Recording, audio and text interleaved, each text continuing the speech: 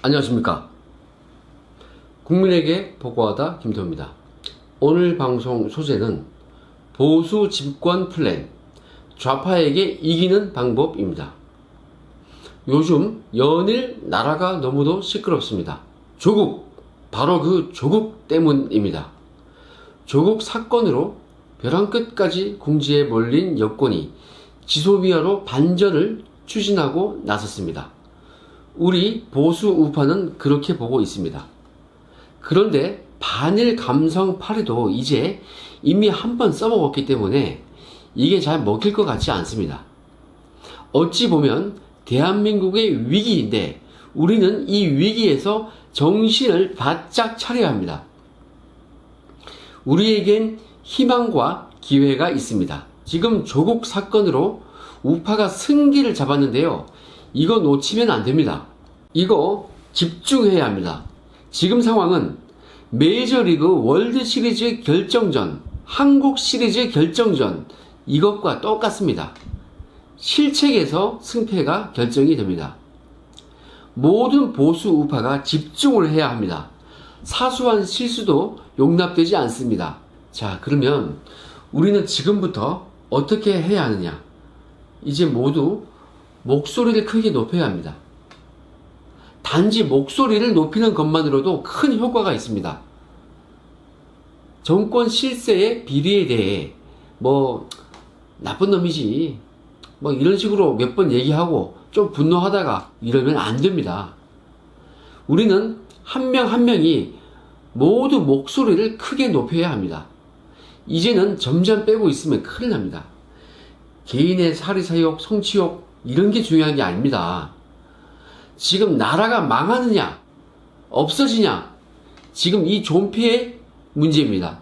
여러분, 지금 지소미아 폐기로 우리는 설 자리가 없어졌습니다.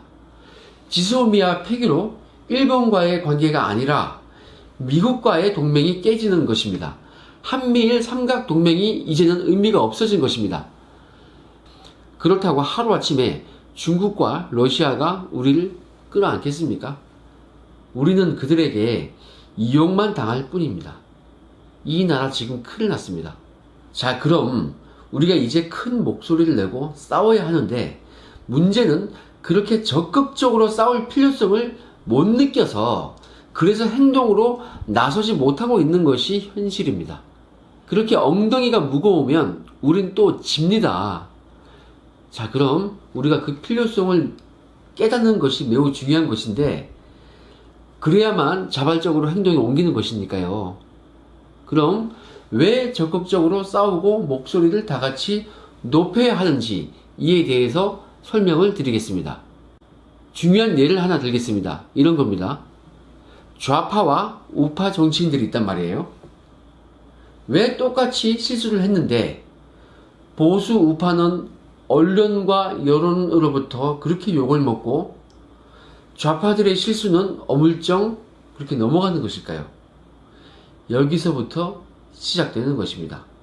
이거는 제가 답부터 말씀을 드리겠습니다. 좌파는 정치인뿐만 아니라 일반 좌파 성향의 시민들, 이 사람들까지 똘똘 뭉쳐서 눈치를 보지 않습니다. 눈치 보지 않고 자신의 좌파적 주장을 아주 적극적으로 주장합니다. 반면 우파는, 보수는 싸우기 싫어서, 평소에 그 우파 시민들 말이에요, 자기 속마음을 보이기 싫어서 그런 상황에서 자신의 정치적인 견해를 말하지 않아서 그렇습니다. 좌파들은 정치 얘기만 나오면 자기 주장을 분명히 말하고, 그리고 그것도 확고히 얘기합니다. 막 지르고 막 던져버려요. 걔들은 내 앞에 있는, 내 얘기를 듣는 이 자리에 테이블에 있는 그 상대방이, 그 앉아있는 이 사람이 혹시 보수 성향이면 어떻게 하지? 이런 걱정 전혀 하지 않습니다. 그런 눈치 안 봐요. 싸우는 거 두려워하지 않습니다. 반면 보수는 앞에 있는 사람이 혹시 진보나 좌파적 성향이면 어떡하지? 내 속마음 얘기했다가 이거 언쟁이라도 나면 어떡하지? 같이 앉아있는 그 점잖은 사람들이 나 때문에 시끄러워져서 다들 날 싫어하면 어떻게 되지? 뭐 이런 고민을 합니다. 이거는 상대방을 배려하고 평화로이 넘어가길 원하는 성향 때문이죠. 이렇게 보수 우파는 점잖습니다. 이게 우파가 가진 전통적으로 갖고 있던 그런 아량이죠. 인품이 있는 거죠. 그렇게 할 수 있는 거는 우리가 가진 게 많을 때입니다. 힘이 있을 때니까 그렇게 할 수 있는 거죠. 지금 어떻습니까? 이제는 우리가 가진 게 없어요. 힘도 없어요. 이제는 그렇게 배려하는 게 아량이 아닙니다. 바보죠. 아무튼 우리는 계속 그래 왔어요. 집권당이었고 좌파보다는 그래도 좀 여유롭고 좀 더 가졌고 많이 배웠으니까요. 교양과 인품이 있어야 한다고 생각했습니다. 그런데 그게 문제였습니다. 그 순간만 내 성향을 얘기해서 혹시나 생길지 모르는 그런 갈등이 생기는 그 순간만 내가 조용히 하면 모면할 수 있으니까 그런 곤란한 심리적 부담을 얼른 피할 수 있으니까 그렇게 어찌 보면 비겁하게 솔직하지 못했던 것입니다. 그런데 좌파는 그러지 않았어요. 우파는 사석에서 소모임에서 내 정치 색깔을 왜 드러내지? 이렇게 단순히 가볍게 생각하고 넘어갔습니다. 아무튼 이런 태도와 성향이 문제였던 것이었습니다. 우파는 그 자리에서 한번 져주고 평화롭게 넘어가는 것이 낫지 한번 져주는 것이 무슨 우리 대세에 영향이 있나 이렇게 생각했었어요. 근데요, 그게 정말 문제였던 것입니다. 이게 적금하고 똑같습니다. 너무 오랫동안 그런 것이 쌓였습니다. 좌파들이 그렇게 드러내놓고 주장했던 그 내용들이 그런 것들이 적금같이 쌓여서 한 30년은 쌓였습니다. 그게 장기간 쌓이니까 그때 그 당시에 아이들이 자라면서 좌파들은 대놓고 얘기하니까 말을 하면 들리는 얘기는 좌파들 얘기잖아요. 우리 아기들이 그런 말을 듣고 자란 거예요. 우파는 말을 안 하니까 그런 얘기는 못 듣죠. 그래서 약 30년 전부터 그런 얘기를 듣고 자란 것이 지금의 30대와 40대입니다. 그때 10살짜리 꼬마였으면 지금 40대고 그 얘기를 들을 때 유아기였으면 지금 30대겠죠. 제가 지금 40대 중반이거든요. 75년생 토끼띠. 제가 만으로 44세입니다. 그래서 제 주변에 친구들이나 동생들, 후배들 보면 대부분 제 나이 또래나 그 후배들은 좌파나 진보예요. 그런 성향입니다. 저는 군인 아버지 밑에서 제가 자랐어요. 그래서 전혀 그런 무리 들지 않았어요. 그런 말을 듣는 귀가 없었어요. 그런 얘기를 듣는 환경이 아니었던 거죠. 자, 결론은 이제는 좌파가 가진 것이 많다. 더 이상 아량을 베풀 상대가 아니다.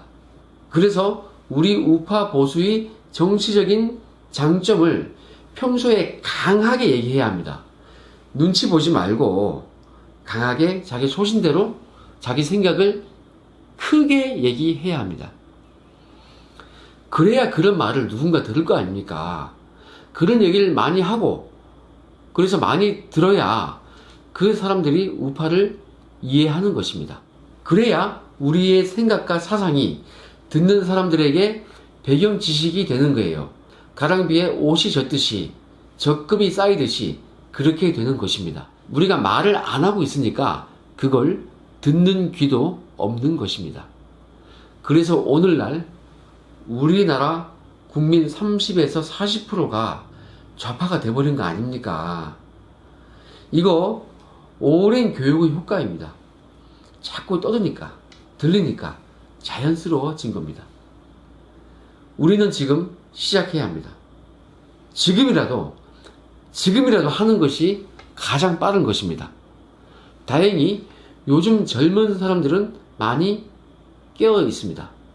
우파 유튜브들 신의 한수, 진성호 방송, 페렌마이크, 황장수 방송, 팩맨 윤튜브, 성재순 등등 자꾸 우리 보수 우파들이 떠들어야 됩니다. 그래서 젊은 우파들이 더 많아져야 되고 실제로 요새 많아졌습니다. 지금 저를 비롯한 우파들이 유튜브에서 떠들고 외치는 것이 우리들끼리 정신적인 위안을 하는 것이 아니에요. 분명히 효과가 있고 우파가 결집이 되는 것입니다. 결론을 맺겠습니다. 우리 마음속에 정치적인 신념을 점심자리건 저녁자리건 소모임이건 공식자리건 적극적으로 얘기합시다. 빨갱이는 빨가니까 빨갛다고 얘기합시다. 파란색과 하얀색 보고 그 사람하고 빨갛다고 하면 역풍 맞는 거고요. 그래서 주변을 변화시키고 교육시킵시다.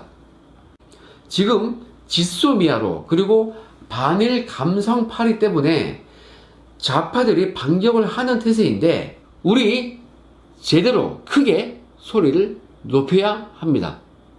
좌파들 각오해라. 우리 이제 행동한다. 조국 당신 꼼짝 마라. 못 도망간다. 오늘 방송 여기까지 하겠습니다. 감사합니다.